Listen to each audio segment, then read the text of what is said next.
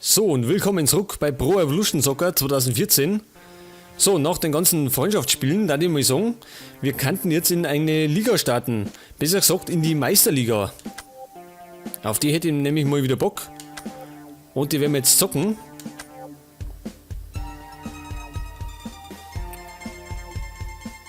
Genau, da heißt es ist Zeit für die Meisterliga. So, aber erst einmal ein paar Einstellungen. Spielniveau. Da darf ich mal sagen, wir nehmen gleich mal Top-Spieler, denn wir brauchen sowieso eine Herausforderung. Spiellänge bleibt bei 10 Minuten, Währung bleibt bei Euro und die klassischen Spieler, das heißt Maradona, Ronaldo, Zidane, wie auch immer, spielt diesmal nicht mit. Die Startaufstellung. Da nehmen wir natürlich die Aufstellung der Vereinsmannschaft, weil bei Originalaufstellung kriegen wir lauter schlechte Spieler und dann wird es ziemlich hart. Darum nehmen wir das zweite. So, jetzt tun wir natürlich unseren Verein aussuchen. Ja, bei 2013 haben wir ja die Premier League gespielt. Die spielen wir diesmal nicht. Sondern nehmen eine andere Liga. Und ich darf mal sagen, wir nehmen gleich mal die Bundesliga, wenn es schon drin ist jetzt. Also durch den Patch Money. Und wir nehmen natürlich nicht die Bayern, weil das zu einfach wird. Sondern nehmen einen jungen anderen Verein. Wie gesagt, sind die jetzt alle original drin.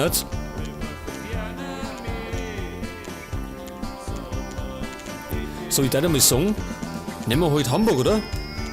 Die haben sie in der Realität ziemlich schwer.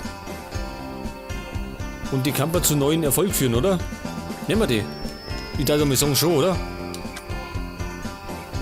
Wählen Sie die Nationalität. Genau, die wählen wir deswegen aus, weil wir ja bei 2014 auch die Nationalmannschaft trainieren können. Jetzt wenn wir zum Beispiel Albanien wählen, dann können wir natürlich nicht Albanien spielen, weil die nichts drin sind. Dafür kriegen wir dann Angebote von anderen Mannschaften. Aber ich würde sagen, ja, wenn wir schon in der Bundesliga sind, dann nehmen wir auch Deutschland.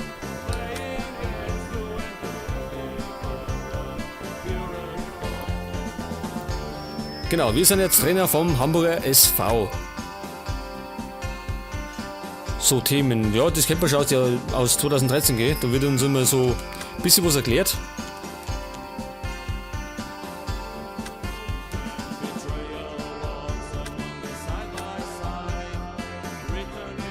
So, und jetzt sind wir im Hauptmenü von der Meisterliga. Ja, schaut ein bisschen anders aus wie bei 2013. Zum Beispiel haben wir das mit den Schuhen haben wir jetzt nicht mehr. Und wir können jetzt auch keine Finanzen mehr regeln, also dass wir irgendwie da einen besseren Co-Trainer oder so einstellen oder einen besseren Arzt. Das ist jetzt wieder weggefallen. Aber einiges ist ja gleich geblieben. Das finde ich jetzt allerdings übersichtlicher.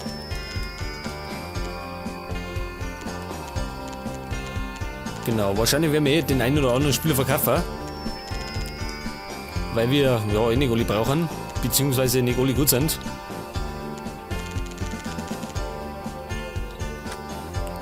Wir könnten aber gleich mal in die Ding schauen, in den Transfermarkt. Und zwar, ja, wir haben wieder die Liste der Ziele herin, so wie bei 2013. Da werden uns dann einige angezeigt, die wir ja, verpflichten können. Da sehen wir die Verpflichtungschancen. Ja, pass auf, müssen wir mal ordnen nach Gesamtbewertung, würde ich sagen. Genau, da sind die besten Nummern.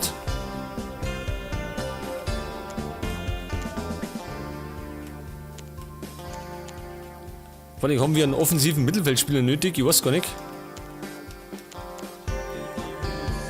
Wobei der gar nicht so schlecht war, gell? Warte, du raus zum Überlegen.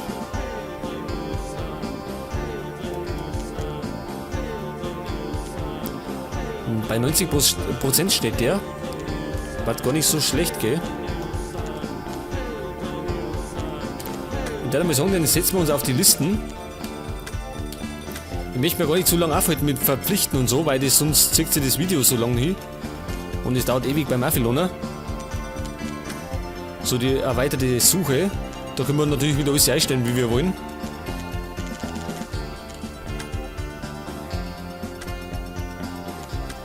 Gut, ich würde mal sagen, wir machen weiter.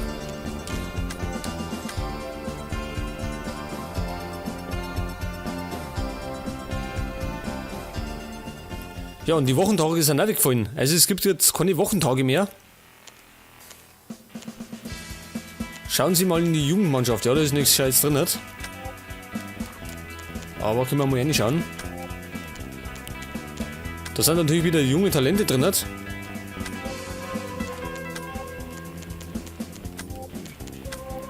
Genau, aber von denen brauchen wir leider keinen. Beziehungsweise, ja, haben die alle wieder einen Namen, den man nicht aussprechen kann.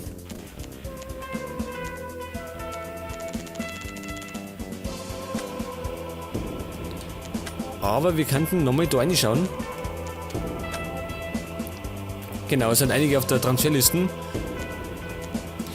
Ja, England verkauft, also Ding aus in London verkauft, Chamberlain.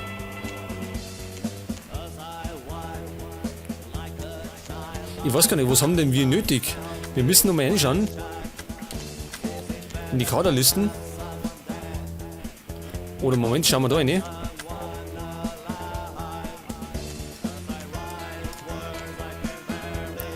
Achso, da müssen wir sowieso sortieren, pass auf. Ich habe das immer so gemacht, natürlich ein Ersatztorwart, dann 2 Verteidiger, beziehungsweise einen Innenverteidiger und einen Außenverteidiger. Machen wir so, dann muss der auf die Reservebank. Dann brauche ich 2 Mittelfeldspieler. Also der Rincon und Jirasek. Und dann noch 2 offensive Spieler. Nehmen wir wieder mal. Pass auf. Den da unten. Und noch einen Stürmer. Genau, so machen wir das.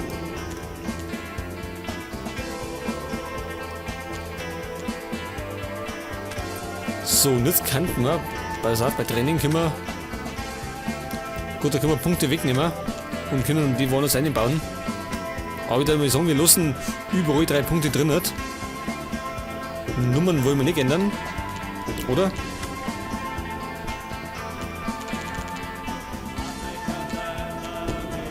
Das passt mir nicht. Ich mag ja immer, einen Stürmer mag ich immer die Nummer 9 geben. Das ist einfach so die klassische Nummer für einen Stürmer. Genau. Schauen wir nochmal bei den Verhandlungen. Und zwar, pass auf. Natürlich möchte ich gleich mal irgendwann verpflichten.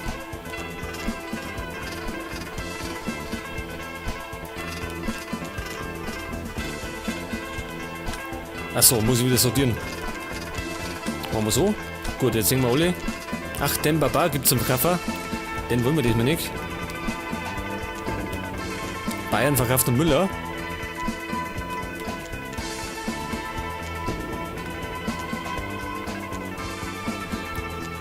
Tja, aber kann man den Braucher?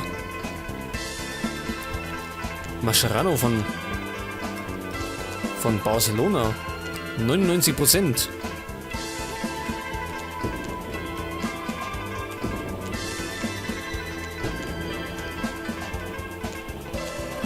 Ja, der war doch auch nicht so schlecht, oder? Mascherano?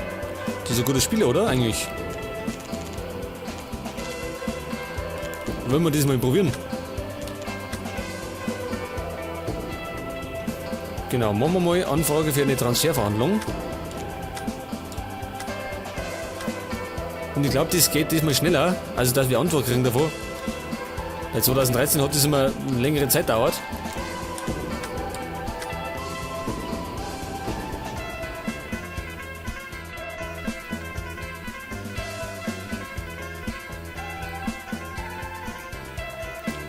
Die Betriebskosten des Vereins.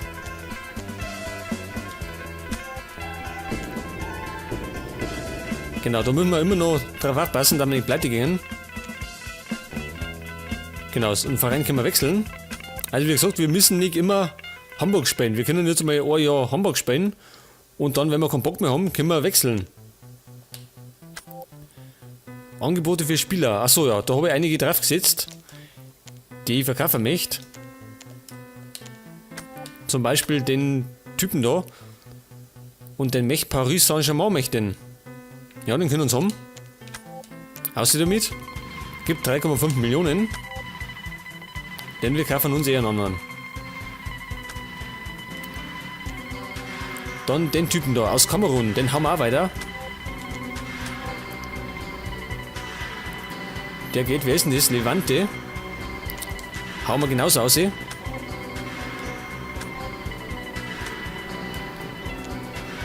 Und den Typen da aus Lettland, den hauen wir auch weiter.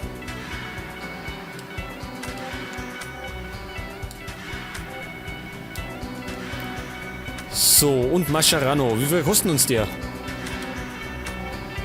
Ablösesumme 8,8 Millionen. Ja, das geht eigentlich, oder?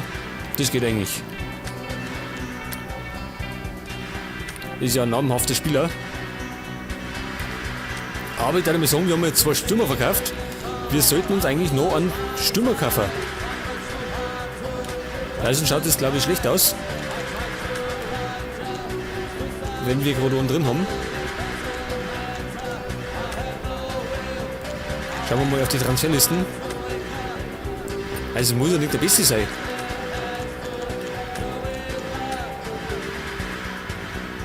Den Baba, der wird wahrscheinlich teuer sein. Er hat 10 Millionen. Den möchte man nicht leisten. Vielleicht irgendeinen schlechteren.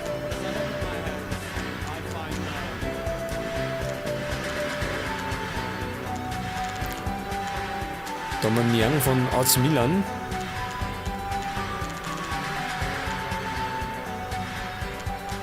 Lukaku von Chelsea London, oder? Na, von Everton.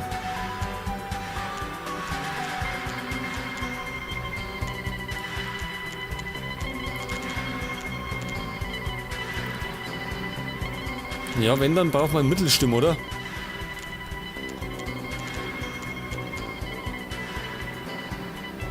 Oder nehmen wir den da? Campbell von Cardiff City.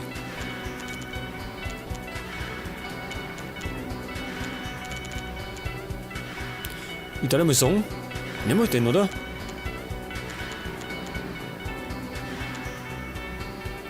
Oder Thiago Ribeiro.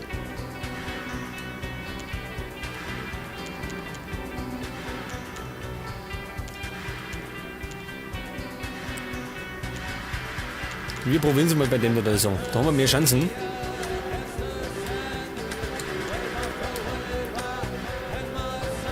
Genau, Anfrage ist gestellt. Dann können wir schon wieder weitermachen.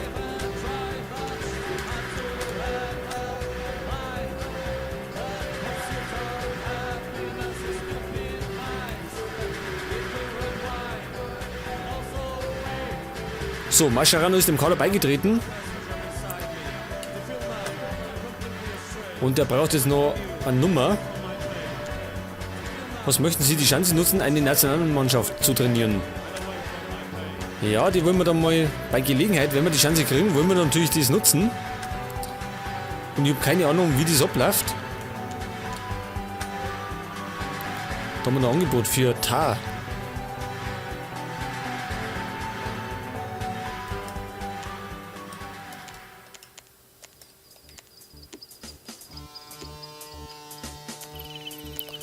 Hauen wir den aus?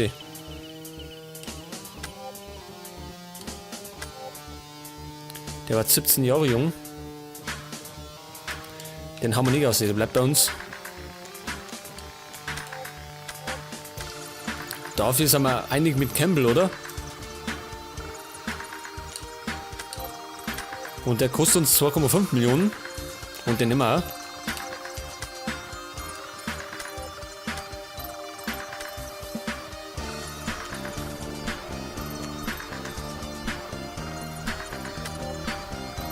Ach so. Gut, einige Spieler haben die Mannschaft verlassen, wissen wir, Neuzugänge haben wir auch. Und jetzt haben wir dann ein Trainingsspiel gegen den SC International. Das meine ich sind Argentinier, wenn ich mich nicht täusche. Jetzt müssen wir allerdings erst damit umbauen.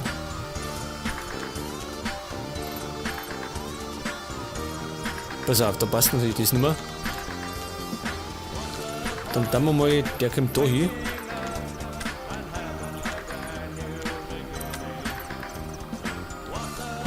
Navio bleibt draußen. Dann kommt Halt, Moment, ganz verkehrt. Dem hierbei, der kennt, da kommt der Niki. Achso, wir haben Ding noch nicht dabei, gell? Der kommt erst, der Campbell.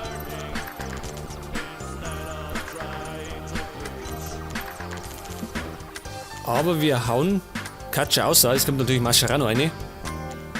Und der ist, wo ist denn der? Defensives Mittelfeld, oder? Ja. Der Zerstörer. Das hört sich schon mal gut an. Ja, jetzt müssen wir einfach mal ohne Stürmer spielen, also ohne Ersatzstürmer. Aber das macht nichts.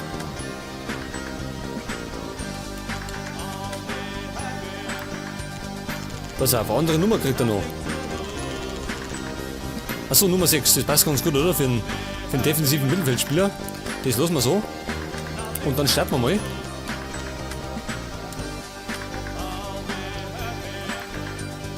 So, die Strategie, wie schaut die aus? Der ist nicht so fit. Aber den lassen wir jetzt einfach mal drin. Wir können nicht groß rumwechseln.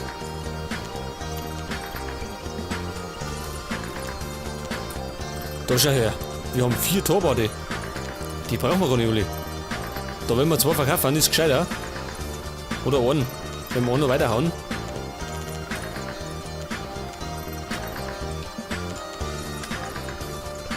So, pass auf, die anderen Spänen. Ja, die lassen wir mal in Rot spähen, dann spähen halt wir in Dunkelblau.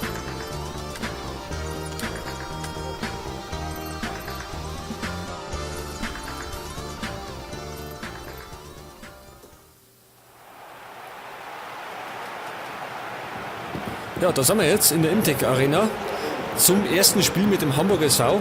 Natürlich erst einmal ein Trainingsspiel, bevor es dann in die Bundesliga geht. Und wir müssen jetzt erst einmal ein bisschen Druck runtergehen an die Hamburger. So, da haben wir Diekmeyer. Van der Vaart. Lassoga. Ich glaube, der war mal Stürmer bei Berlin, oder? Bei Hertha BSC. Wenn ich mich nicht täusche.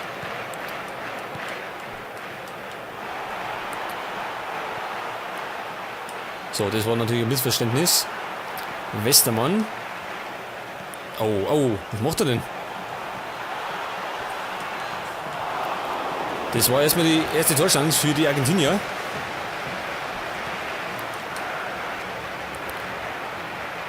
Tatelo. Gabriel. Kann flanken.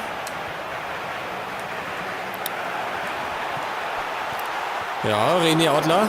Muss der Eingreifer. War eine gute Chance.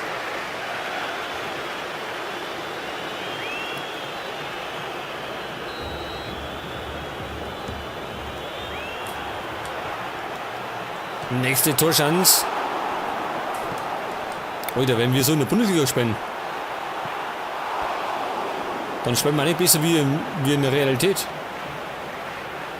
Abschluss Adler.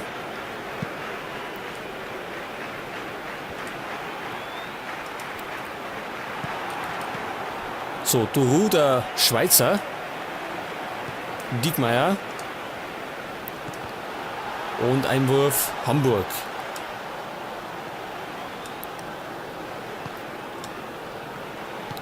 Marcel Janssen.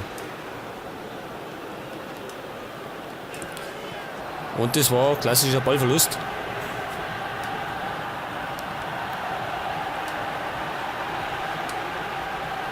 Tolgay Aslan. Mascherano, der Mann aus Barcelona.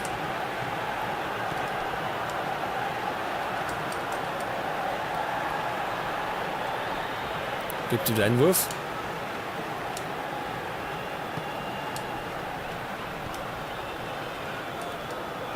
Jetzt hat vielleicht die Chance.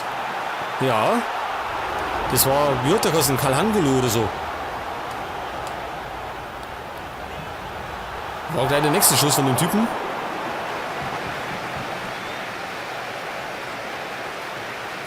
Ja, zumindest haben wir uns schon mit die erste Chance erspielt.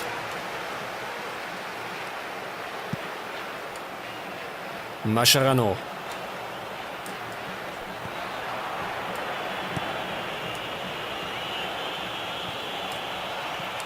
Ayrton. Alexandro auf Kleber. Und weg ist der Kleber.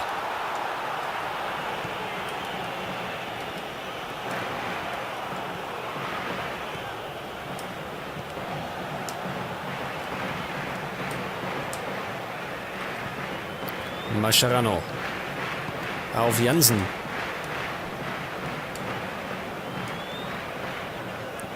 Raphael van der Vaart. Um und Renner, ne?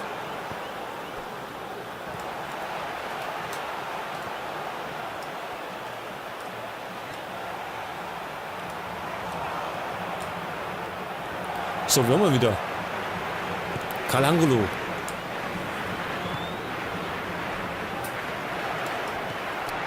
Das war allerdings nichts.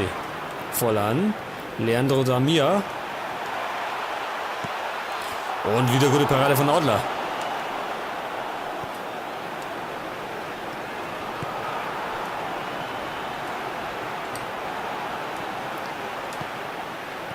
Beister. Ja, wir haben viele Ballverluste. Das müssen wir unbedingt reduzieren dann. Aber noch sind wir in der Findungsphase. Wir müssen erst einmal ein bisschen unsere Mannschaft kennenlernen. Und vielleicht auch mal irgendwie die Taktik ändern. Gabriel. Ja, geht am Tor vorbei.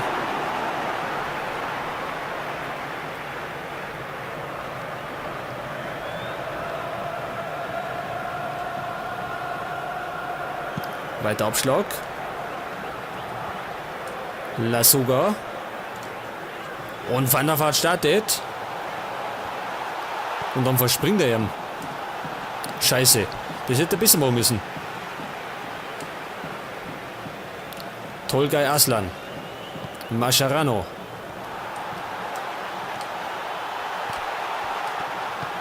Ja, Van der Vaart ist da noch mit zum Bringen gekommen. Aber kein Problem für Muriel.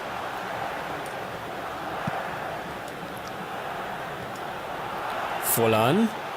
Weg ist er. Und Beister. Missverständnis. Josima. Leandro Damir mit einem weiten Pass. Und dann erwischt Vollan nimmer. Es gibt Abschluss, oder? Ja. Ja, 40 Minuten spät fast. Spielstand ist schon immer noch bei 0-0. Wobei man sagen muss, die Argentinier haben einige Chancen gehabt. Beister.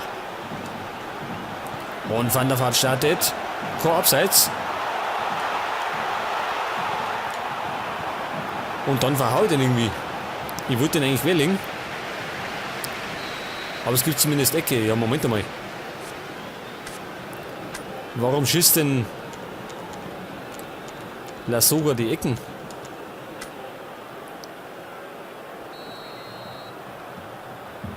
Den machen wir mal so eine.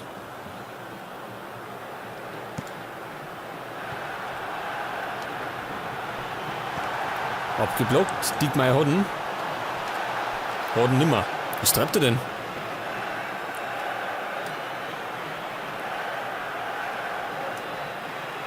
Juan.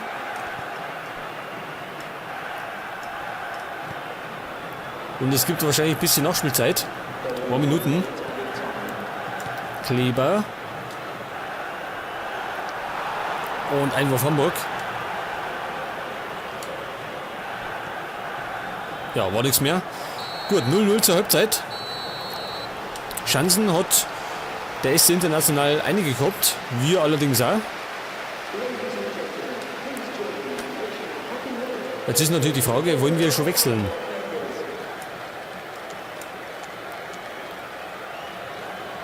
Links außen, der ist nicht so fit, gell? Dann kann man den rein da. Ilicevic. Damit den eine.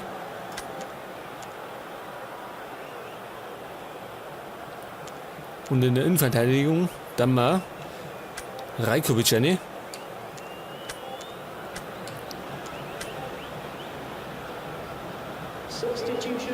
So, Anschluss für die Argentinier. Und jetzt versuchen wir mal, da ein bisschen mehr Gas geben. Vielleicht schießen wir doch noch unser Tor. Gabriel. Oh, der hat immer noch. Aber das war ein schlechter Pass. Van der Vaart.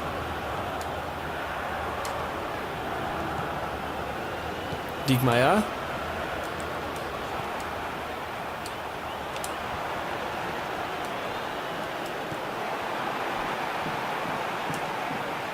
So, Ball zurückgekämpft. Rajkovic. Auf Jansen.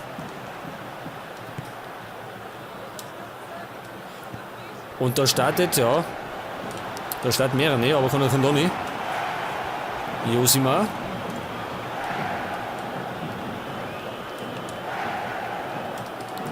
Wieder Jansen.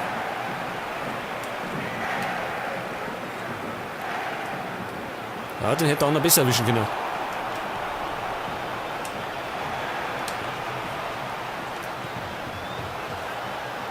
Ja, da verspringt er uns. Wir kämpfen, aber erwischen ihn nicht mehr. Leandro Damia auf Vollan. Gabriel.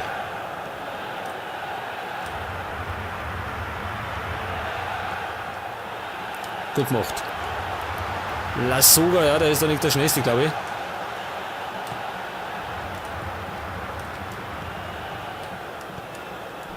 Vollan.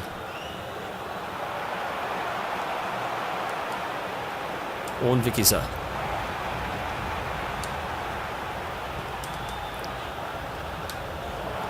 Lassoga. Erwischt er den? Den erwischt er, oder? Aber kann sich nicht durchsetzen. Scheißdreck. Josima.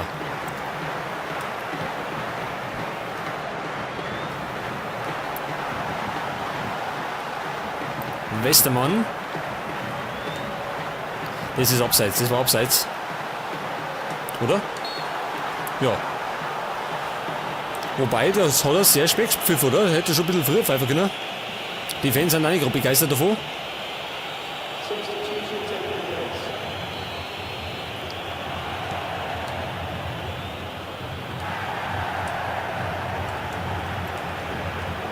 Vollan.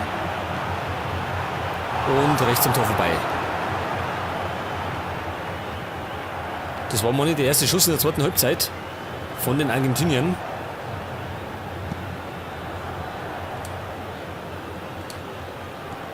Tolgay Aslan. Marcel Jansen.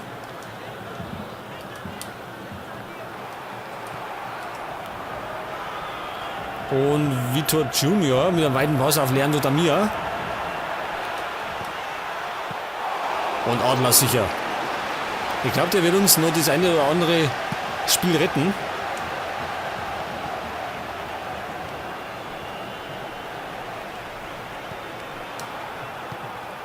Diekmeyer.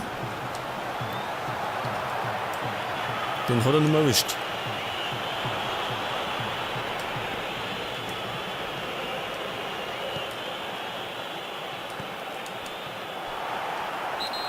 War ein kleiner Rentler.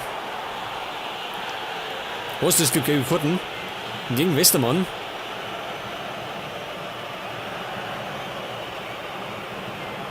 Ja gut, muss man nicht unbedingt Gelb geben. Aber sagt der Schiedsrichter anders.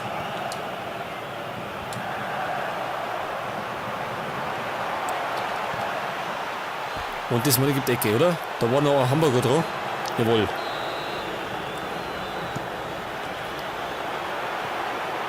Aber war nix. Van der Vaart. Lassoga. Omadlav Diekmeyer. Und Ilicevic. Oh, Riesenchance. Aber gut verteidigt vom Torwart.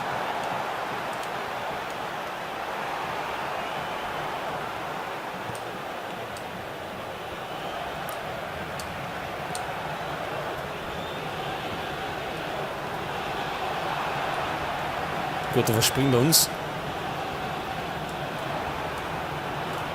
So, jetzt Vorsicht. In der Mitte läuft einer. Ja, und wieder Adler. Da haben wir richtig Glück gehabt.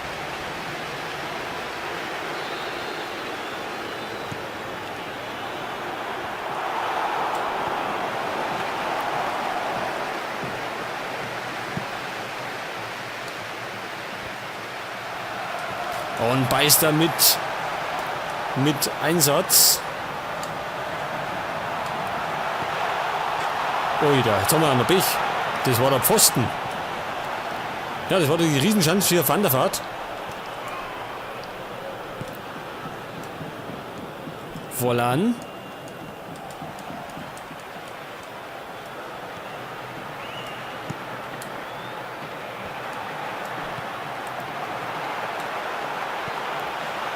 Ja, so haben wir so Schuss, war aber nix. So, vielleicht eine Chance noch.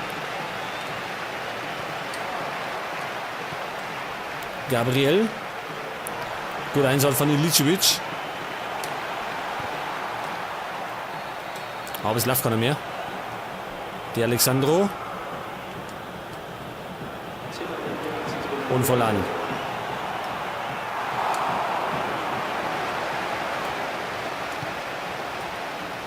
Oh, Oida. Westermann wirft in den Ball, gell? Ja, und das war's. Also 0-0 im ersten Spiel mit den Hamburgern.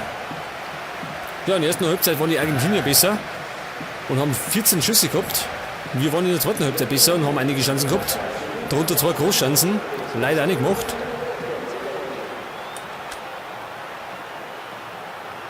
Ja, der beste Mann, René Adler.